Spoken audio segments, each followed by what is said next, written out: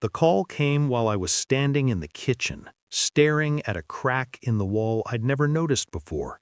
It ran from the ceiling down toward the sink, thin, patient, like it had been forming for years. Her name lit up my phone.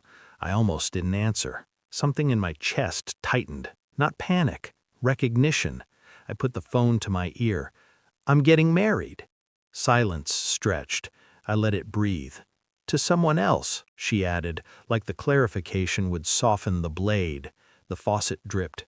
Once, twice. I pictured her face as she said it, carefully neutral, already rehearsed.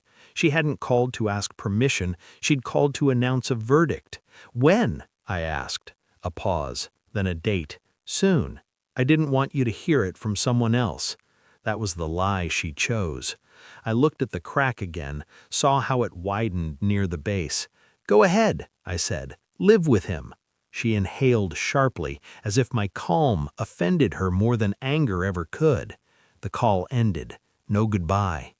The kitchen felt too quiet. I stood there for a long time, holding the phone after it had gone dark, realizing something important. This wasn't the beginning, it was confirmation.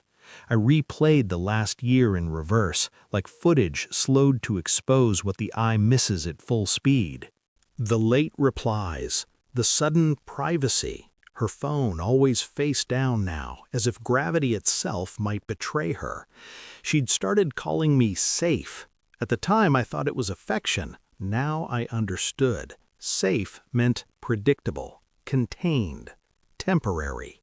She talked about the future often, just not one that included me. I told myself that was maturity, independence, growth. She had a way of reframing distance as progress.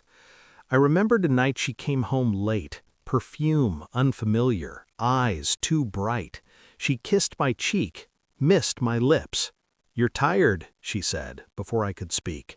I let her decide what I felt. That was my mistake. I hadn't been replaced suddenly. I'd been phased out, slowly, efficiently, a soft transition from partner to placeholder. The man she was marrying had been there long before the call, long before the courage. I didn't rage. Rage is loud, wasteful. Instead, I began to count. Times she stepped outside to take calls, weekends that disappeared into family obligations, the way her stories never contradicted themselves, but also never connected. She was careful, so I became precise. I didn't confront her. I didn't ask questions that would warn her. I observed. I pulled phone records, not messages, just patterns, numbers that appeared too often, always after midnight. I watched how her posture changed when his name appeared on her screen, how she softened, leaned into the lie. I checked timelines, social posts, the subtle overlap between his milestones and her absences. It was almost elegant. The most revealing moment came by accident. We were sitting across from each other, eating in silence. She was scrolling, smiling faintly. I said his name, just once, casually, like a thought drifting out of me. Her hand froze, a microsecond, barely visible. Enough. Later that night while she slept, I opened my laptop and confirmed what I already knew. Photos she was tagged in but never liked. Trips she claimed were solo. A ring she'd hidden poorly in a drawer she assumed I never opened. I felt no heartbreak, only clarity. I wasn't losing her. I had already been removed. The proof arrived quietly, a shared document, a receipt trail, a venue confirmation sent to the wrong email address, mine. I printed everything. When I handed it to her, she didn't speak at first. Her eyes moved across the pages, fast, then slower. Her breathing changed. "You went through my things?" she whispered.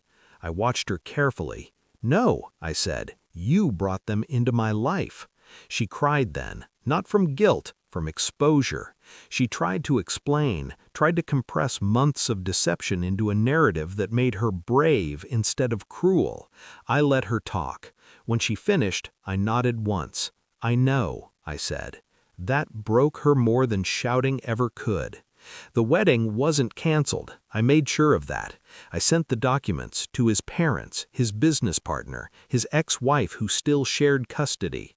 Not with commentary, just facts, timelines, receipts.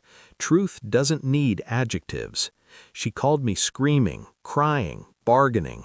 "You said you were okay with it," she said. "I am," I replied. "I meant it." She didn't understand. She thought permission meant surrender. What I gave her was space, enough rope to step into a life that now knew exactly who she was. The invitations went out late. The guest list shrank. The tone shifted from celebration to damage.